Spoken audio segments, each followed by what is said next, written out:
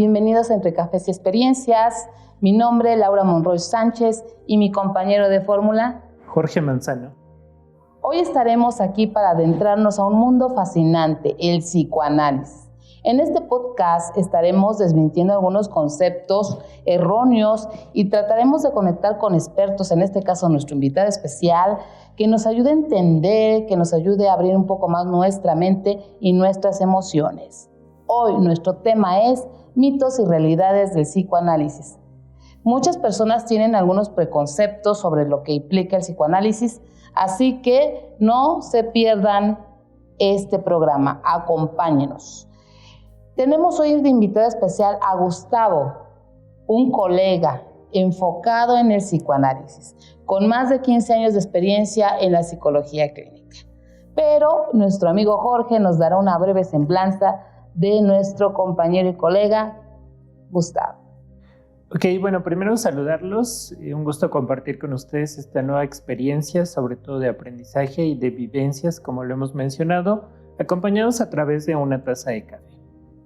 Bueno, ahora sí les presento a nuestro invitado del día de hoy.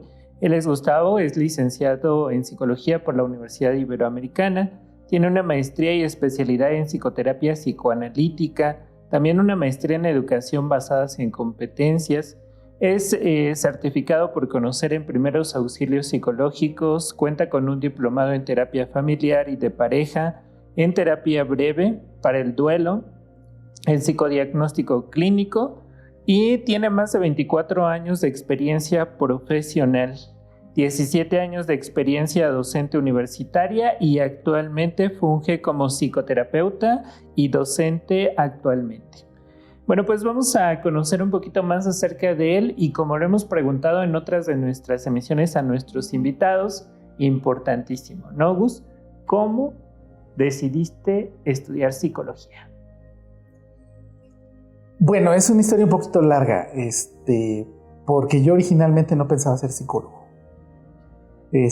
Yo quería ser baterista de jazz, pero bueno, pues esas historias luego pues son curiosas, ¿no? Los papás así como que, no, ¿cómo que músico? No.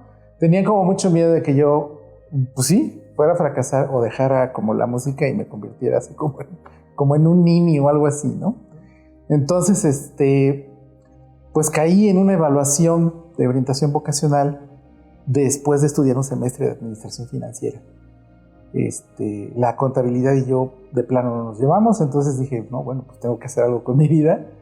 Y me hicieron esa evaluación de orientación vocacional y me la hizo el psicólogo del bachillerato donde estudié.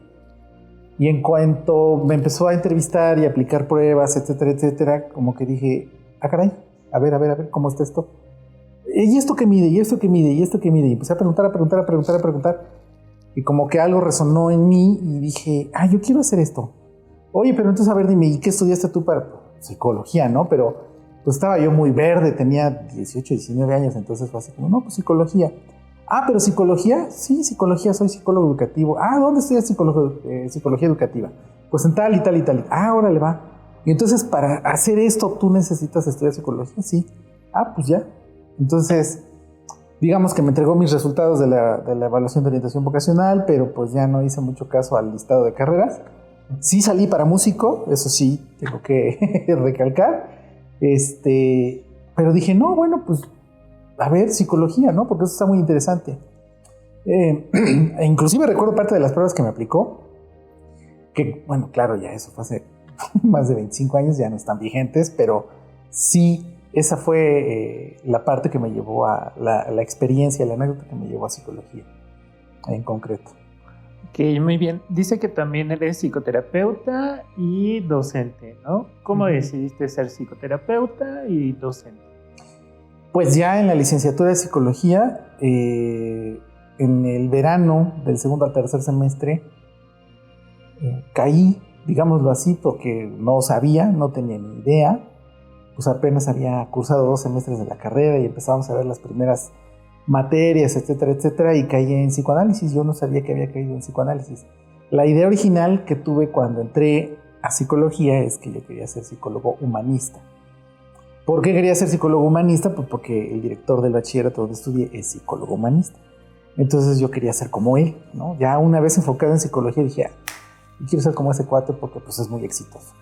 Entonces, creo que una de las partes más importantes para mí en ese momento era que pues los alumnos lo admirábamos y lo queríamos mucho, ¿no? Era un señor, un tipo muy cercano a su alumnado en general, y en consecuencia yo dije, es que además es maestro. Pero en ese momento no lo pensé. Yo dije, yo quiero ser psicólogo como él. Entonces, ya en la carrera dije, híjole, creo que esto se está poniendo medio rudo. Y algo me empezó digamos, mover el tapete. Entonces me acerqué con un maestro, le pregunté, me dijo, no, yo no te puedo analizar porque eres mi alumno ahorita, etcétera, etcétera, pero te voy a referir con otro psicólogo, con otro psicoterapeuta que no es tu maestro. Y pues sí, órale, va. Y caí en psicoanálisis, porque en realidad no sabía yo qué era el psicoanálisis. Yo nunca había leído nada de psicoanálisis. Y pues ahí me quedé 11 años en el diván. Y así fue como un día dije, bueno, creo que ya no voy a ser humanista porque los humanistas no usan el diván. Entonces dije... Y me gustó. Me gustó el diván. Entonces, y paréntesis, el otro día me preguntaba un colega de otra corriente que por qué había elegido psicoanálisis, y yo así como de, pues, porque estudié eso. Me dijo, sí, pero ¿cómo llegó ahí? Pues esta historia le conté y le dije, pues es que después de 11 años de estar en el diván ya no lo puedes dejar, ¿no? O sea, es una situación muy intensa emocionalmente hablando, sí, por momentos es muy confrontante, pero pues así me decidí, bueno, sí, una parte emocionalmente hablando de mí, se empezó a ser psicoterapeuta y luego ya pues terminé la licenciatura y entré a la maestría de psicoterapia. Qué interesante. Ahorita. Pues bueno, comentarles cuál es el objetivo de este podcast. Pues conocer realmente de primera mano todos los mitos y realidades del psicoanálisis, contando con la experiencia de nuestro invitado de hoy. Queremos saber si realmente todo lo que implica, qué pasa en el psicoanálisis, pero no desde la parte profesional, sino también desde la parte humana. Recordemos que este episodio va enfocado al psicoanálisis y que queremos ver a esa persona, sí el profesional, pero a la persona que realmente vive este enfoque y también cómo en determinado momento lo puede sufrir. Pero vayamos más allá, Jorge. Correcto. Bueno, para empezar un poco acerca de nuestra temática y continuando con la presentación de nuestro invitado, me gustaría comenzar un poquito preguntando, hay varias áreas dentro de la psicología, ¿no? Ya mencionaban hace rato humanista y psicoanálisis. Encontramos otras áreas, tal vez lo cognitivo-conductual o ahora ya nuevas terapias contextuales, etc. Me gustaría que nos comentaras un poco tú por qué decidiste el psicoanálisis para ti y para tu práctica profesional. Mira, cuando empecé, pues sí, empiezas con muchas dudas, con muchos miedos, o sea, cuando empiezas el análisis. Y en un principio yo no me di cuenta de que con lo primero que llegué fue con una serie de preguntas, como muy personales, ¿no? No sabía bien de qué se trataba. Al principio estaba yo cara a cara con mi analista, con mi primer analista, porque a la fecha llevo 3. Y empecé preguntando cosas, ¿no? O sea, cosas con miedo, con temor, porque además como estudiante de psicología, de repente te la crees que tienes que saber, ¿no? Y como que se te olvida que estás en el segundo semestre, que ni siquiera has entrado bien al tercero y tú ya te sientes como con el deber de saber, ¿no? Que esa frase es clave. Entonces, no, mi analista me fue llevando. Empecé a resolver parcialmente porque son preguntas que luego tienen respuestas muy largas. Y ya, para allá vamos a llegar, pues. Y en consecuencia, pues, eso, empecé a encontrar algunas respuestas. Pero la forma en la que encuentras respuestas no es porque te las conteste el analista. Te las contestas tú y poco a poco te vas dando cuenta. Entonces, una de las experiencias que yo recuerdo más significativas que le dije un día a mi analista fue que yo no me acuerdo ya cuántos años llevaba yo ahí en análisis, y le dije, es que la verdad es que a veces sí es así como muy difícil, a veces es muy complicado. Hubo sesiones en las que permanecí recostado en el diván, completamente en silencio, así, apanicado, porque pasaban 1000 cosas por mi cabeza y no sabía qué hacer, ni sabía qué decir.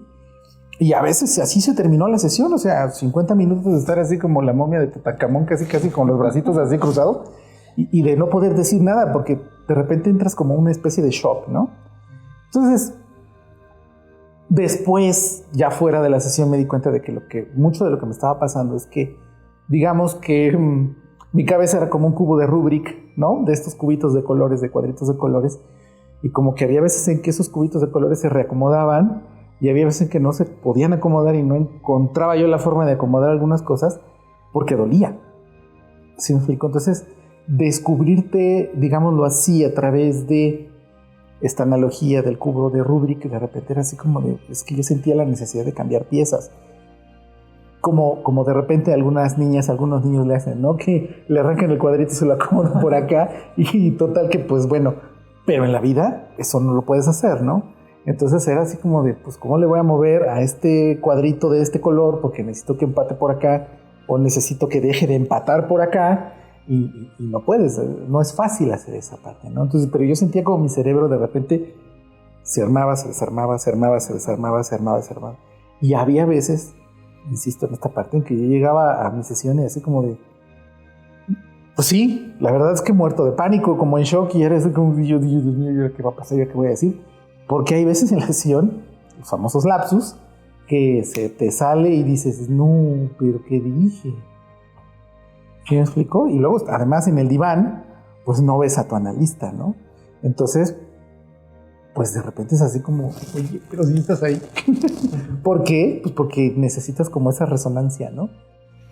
Entonces, bueno, pues esa es la parte personal, ¿no? Donde te armas, te desarmas mentalmente y donde, pues sí, hay momentos de ansiedad muy, muy intensos, pero hay otros muy reconfortantes y ya cuando lo empiezas a vivir afuera, cuando ves el resultado de esas configuraciones y desconfiguraciones, empiezas a como que, bueno, pues esto no tenía mucho sentido y pues no era el sentido que yo esperaba encontrar, pero como que, entonces ya entendí por qué actúo, por cómo actúo, por qué digo lo que digo, y entonces eso mejor ya no lo voy a decir porque no es tan amable de mi parte, o porque se trata de esto, o porque creo que todavía me falta para entender esta parte, ¿no? En las relaciones interpersonales, pues.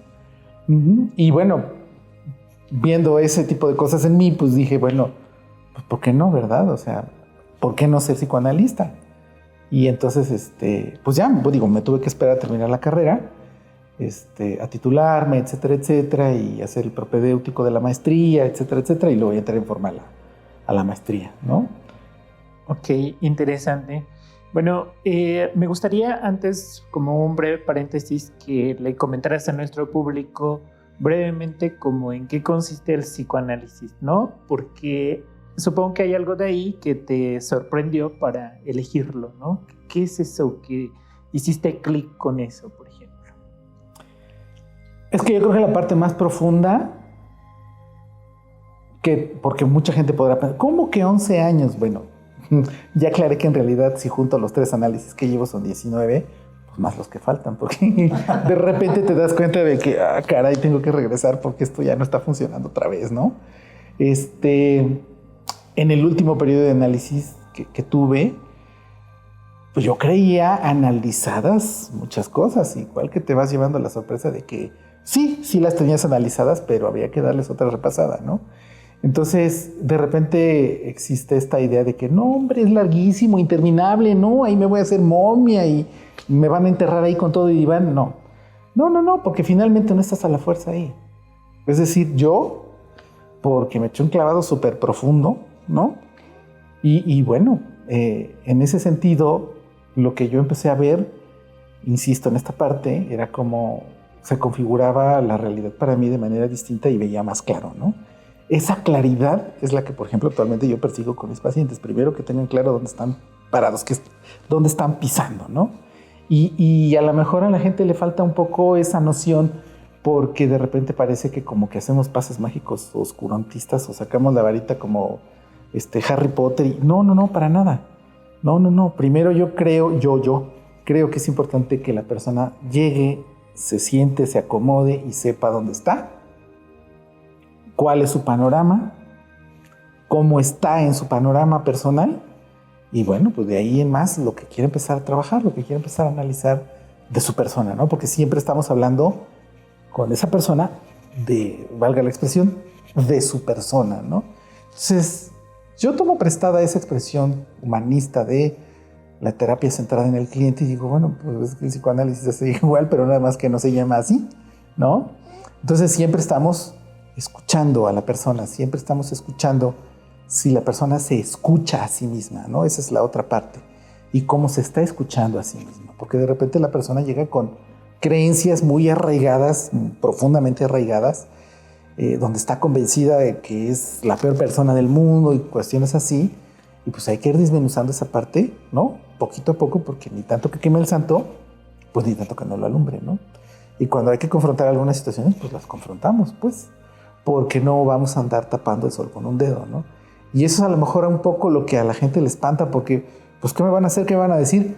Pues las más de las veces lo que vamos a hacer es primero aclarar lo que estás diciendo respecto a tu persona con relación al contexto en el que estás, familiar, laboral, de pareja, social, a lo mejor académico, no lo sé. Y en consecuencia vamos viendo que va saliendo, ¿no? Entonces es un poco como esta parte del sombrero del mago que de repente mete la mano y saca una paloma, pero de repente mete la mano y sale un listón de colores. Bueno, hay veces en que no sabes qué va a salir. ¿Sí me explicó? Entonces, digamos, son analogías a lo mejor un poquito burdas, pero lo que yo percibo es que la gente, pues sí, le pierde el miedo y de alguna manera contribuir a que todos esos prejuicios y fantasmas alrededor del psicoanálisis se empiecen a desvanecer, ¿no?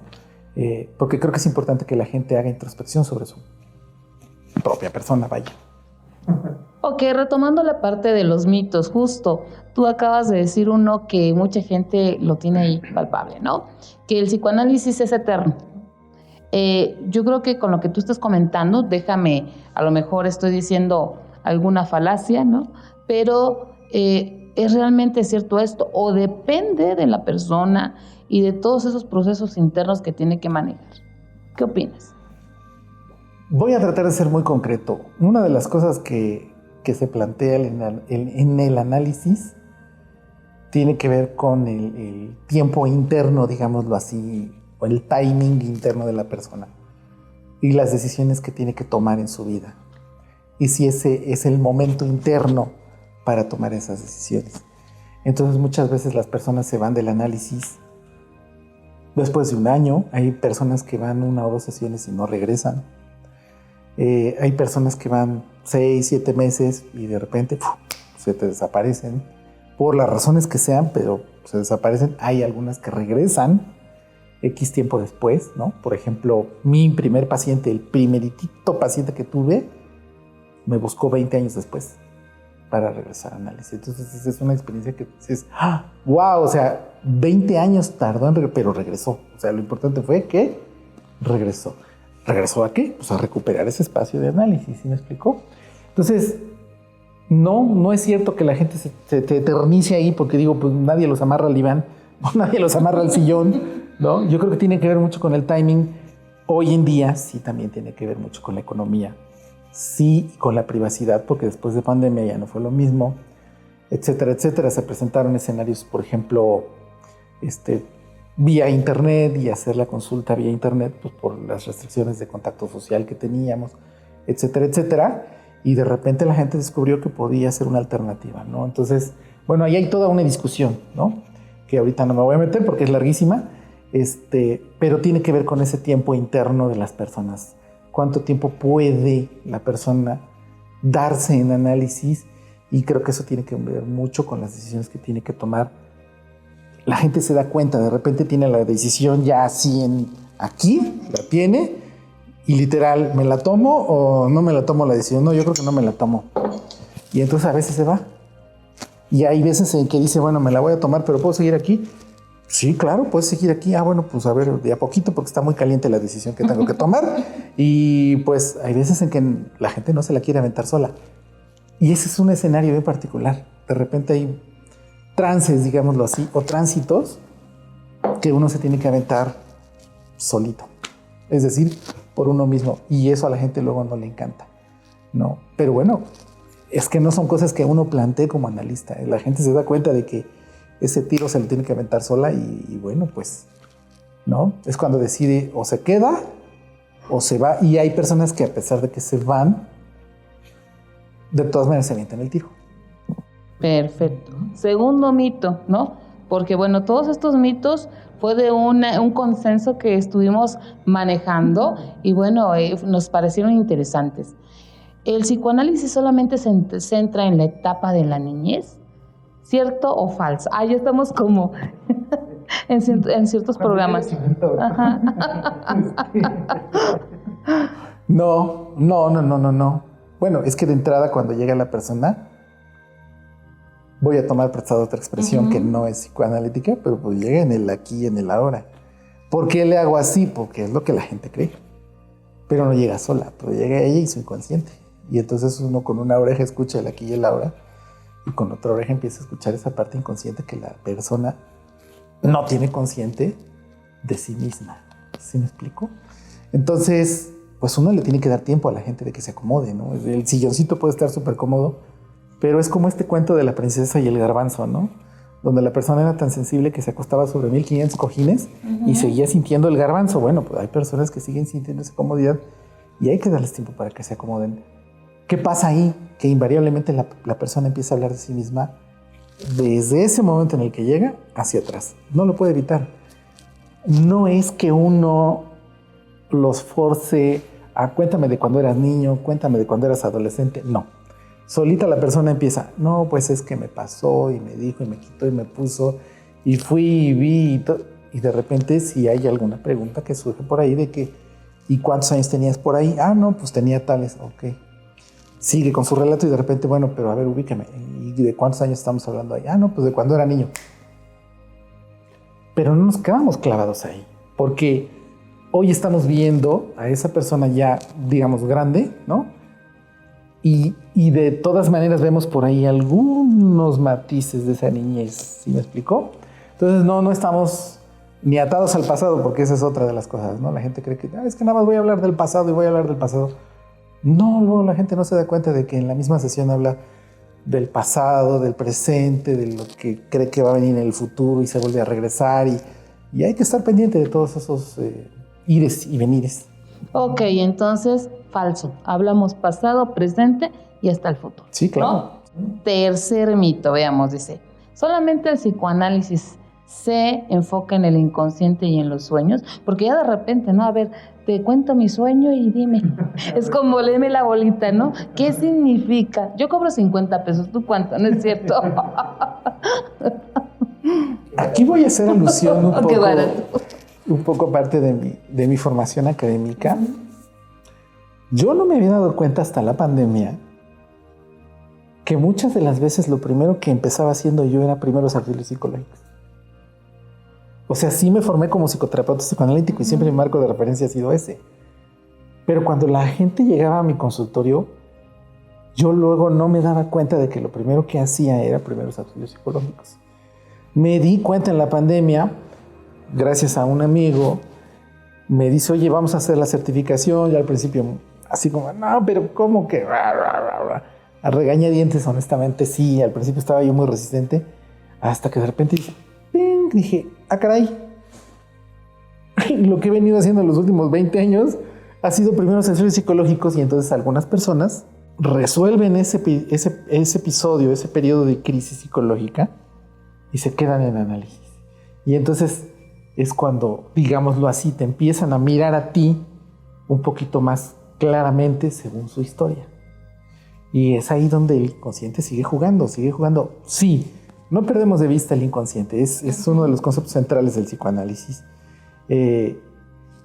No tienes por qué creer a ciegas en el inconsciente. El inconsciente se va manifestando, por ejemplo, a través de los sueños, se manifiesta a través de los lapsus, a través de algunas bromas que la gente hace sobre sí, que dices, eso no sonó tan chistoso. ¿Por qué lo consideras una broma, no? Si es más bien un comentario muy hiriente sobre tu persona. Y entonces como que se quedan así, ¿qué? ¿Cómo que hiriente? Sí, te estás burlando de ti misma, te estás burlando de ti mismo. Y entonces como que les ves así como les cambia la carita, así como de, no, espérame.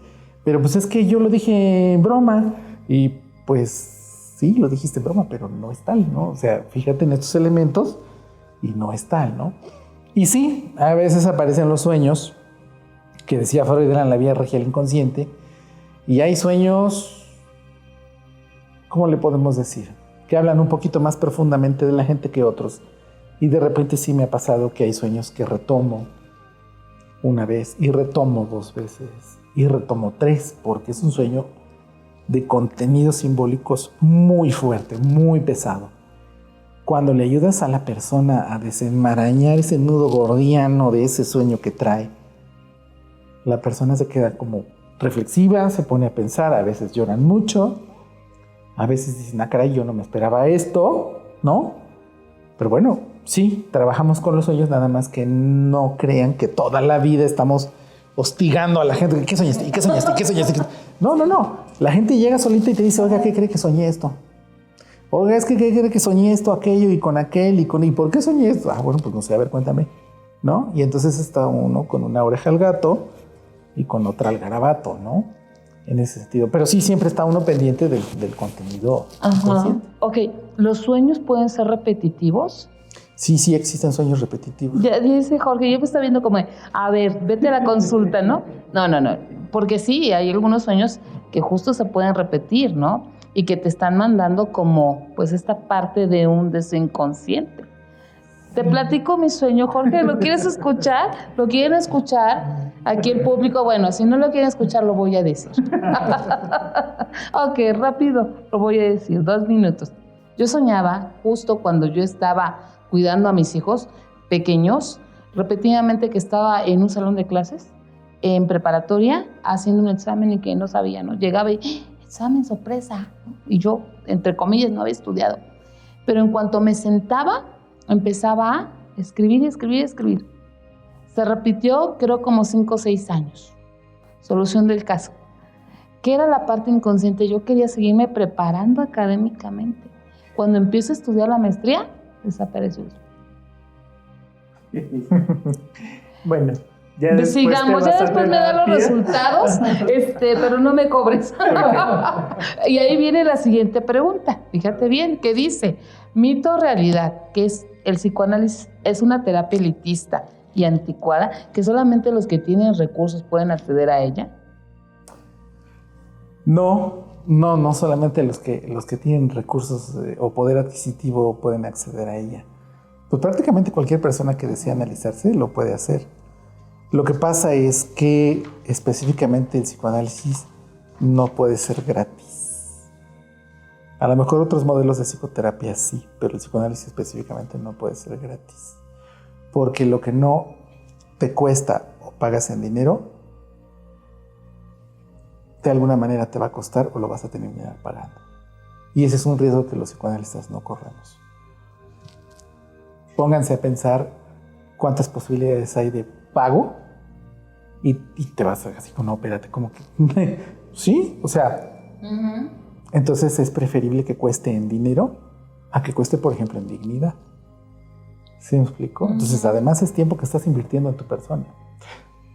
Voy a meter ahí otro de los mitos que a lo mejor no habían pensado, pero es que ¿por qué me cobra la sesión que falté o por qué me cobra la sesión que cancelé? Pues como que ¿por qué? Primero porque tiene que haber un límite y ese límite tiene que ser un límite constante y sonante. En el famoso aquí y en el ahora. Sí, claro. Esta es una relación terapéutica, no es una relación de compadre, comadre, amiga, amigo, amante. No es. No. Entonces tiene que haber ese elemento diferenciador constante y sonante. ¿Sí me explico? Entonces, si yo no te cobro la sesión que faltaste, yo no te cobro la sesión que cancelaste, algo estoy omitiendo ahí y de alguna manera me estoy aliando a esa parte donde estás guardando silencio, donde no quieres hablar de ti, donde no quieres pensar en ti, donde te estás olvidando de ti.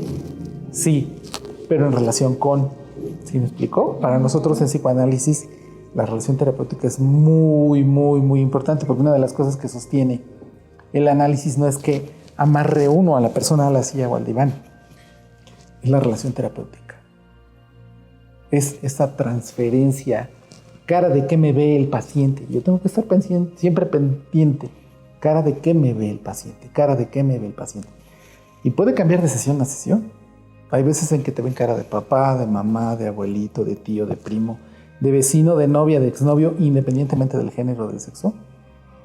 Transferencialmente hablando, es decir, sentimentalmente hablando, te empiezan a ubicar dentro de su panorama y su contexto familiar, y en consecuencia tiene que haber un límite diferenciador que diga, no. O sea, sí, pero no.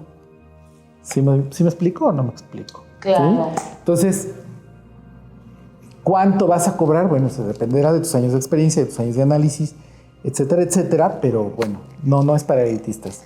De repente, gente que cobra en dólares y cosas así, bueno, pues cada quien, ¿no? Pero creo que no es necesario llegar hasta allá, creo, ¿no? Pero sí siempre una cantidad que te resuene a ti aquí, que digas, ok, sí puedo cobrar eso. Sí puedo cobrar esto a esta persona por su contexto, porque me está diciendo, ya sabe que mantengo a 6 y estoy desesperado. Bueno, ok, está bien, no le voy a decir, oye, son 1,500 pesos de sesión, ¿por qué no me los va a pagar? ¿Sí me explicó? Entonces yo creo que también es importante clarificar esa parte donde no estamos haciéndonos millonarios a expensas del dolor, del sufrimiento de la persona. Ok. Y otro mito, así como que el mito más grande que tú hayas escuchado del psicoanálisis y que ahora en tu carrera lo hayas desmentido. Ay, que nada más pensamos en sexo.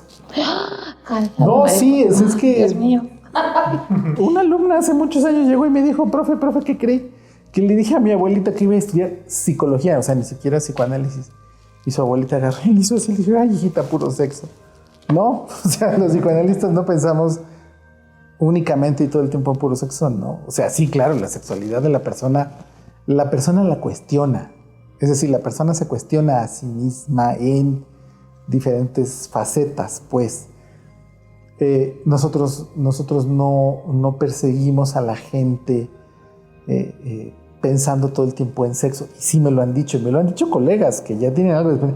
Ay, es que los psicoanalistas nada más están pensando en sexo. Y yo así, bueno, mira, ¿por qué no mejor vas y te analizas? Porque te me estás proyectando. Sí, la verdad es que sí. Entonces así como se presta la broma y jijiji, jajaja, pero yo sí lo digo como medio en serio, ¿no? Porque no, realmente no pensamos todo el día en sexo. Yo acabo de explicar que muchas de las veces lo primero que hago es escuchar a la persona, determino si ha vivido alguna emergencia psicológica, si hay que atender ahí alguna crisis psicológica, y si no, bueno, ok, está bien. Pasamos a otros asuntos, ¿sí?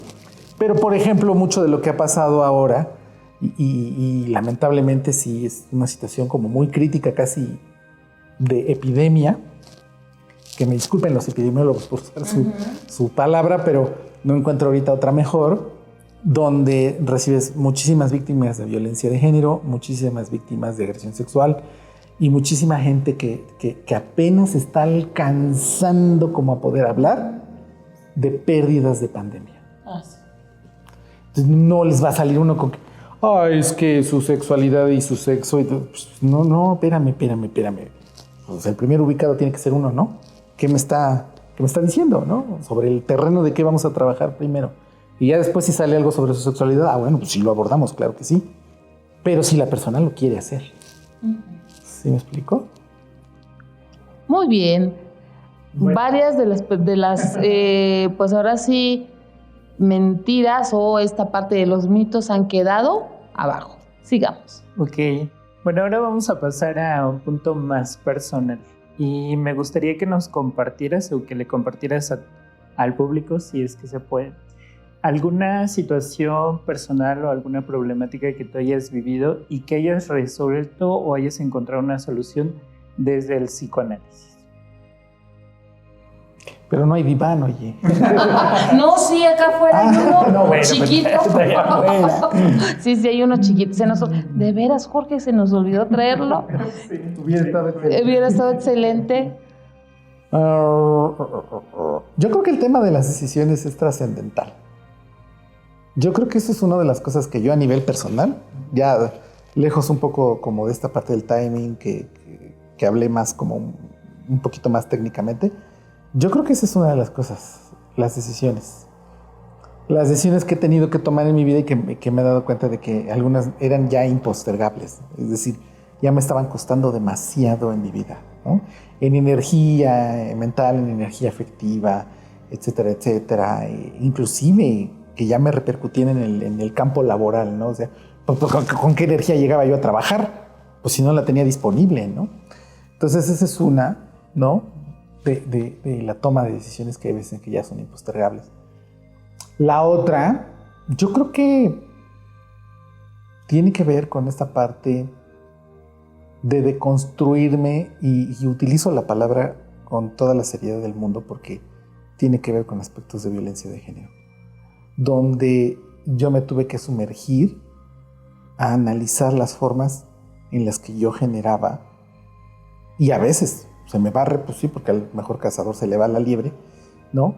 Formas de violencia de género, ¿no? Eso ha sido muy confrontante para mí porque me di cuenta de que no me había dado cuenta, ¿sí me explicó? Entonces son esas 2 o 3 cosas como muy en concreto que sí me han tocado profundamente de manera personal, ¿no? En mis procesos de análisis. Bien, bueno, pues como cada programa siempre tenemos un inicio, ya lo decía el psicoanalista, hay que plantear un límite. Hemos llegado a la parte final de nuestro programa y me gustaría que compartieras con nuestro público algunas recomendaciones o algunas consideraciones para que ellos pudieran elegir un proceso psicoterapéutico, psicoanalítico. Primero, que no mordemos. Segunda, que no estamos pensando todo el día en sexo. Que se animen a escucharse. Yo creo que esa es la parte más importante, que se animen, porque es una escucha especializada así la que nosotros hacemos. Estamos acompañando esa escucha de sí mismo. Es como lo más noble y humano que podemos hacer desde el psicoanálisis. Estamos acompañando a la persona a que se escuche a sí misma. ¿Sí me explicó? La persona nos va diciendo por dónde quiere escucharse y sobre qué temas quiere hablar de sí misma o de sí mismo. Entonces, pues esa es la invitación. Yo sí le digo a muchas personas de primera vez, bueno, pues yo lo invito a que regrese. Pues sí, yo creo que sí. Y sí, la mayor parte de las veces regresan, atienden a esa invitación. Y sí, así uso la palabra invitación, porque pues a fuerzas ni los zapatos entran, ¿no? Entonces es la invitación a escucharse, es la invitación a ponerse atención, digámoslo así. Bien, ¿gustas compartir con nuestro público cómo te encuentran? ¿Cómo a través de algún medio? Pues yo creo que la forma más directa sería redes sociales. Pues estoy en Instagram. Por equivocación tengo 2 cuentas de TikTok. Porque la verdad es que no le sé bien y entonces abrí una y creyendo que replicaba la misma cuenta, pum, terminé abriendo otra y ya, bueno, ok. Pero yo creo que puede ser inclusive más formal por correo electrónico, inclusive. No está difícil, es psicólogogustavo@hotmail.com. Bueno. No está difícil. Ahí me pueden mandar un correíto, ¿no? psicólogogustavo@hotmail.com y con mucho gusto. Bueno, pues cerrando un poco nuestro programa, igual también los invitamos a que nos puedan seguir en nuestras redes sociales. Estamos en Facebook como Entre Cafés y Experiencias, también en YouTube y en Spotify, para que puedan contactarnos. Y tenemos el Twitter, que también es Entre Cafés y Experiencias. Y recuerden, si hay algo que quieran comentar sobre esta sesión, no olviden etiquetarnos con el hashtag mitos y realidades. Ok, recordar que todos estos episodios ya están grabados, los pueden encontrar en YouTube, todos también por Spotify. Y bueno, vamos a despedirnos de este gran programa. Han quedado mitos y realidades desmentidos, pero nos gustaría saber más.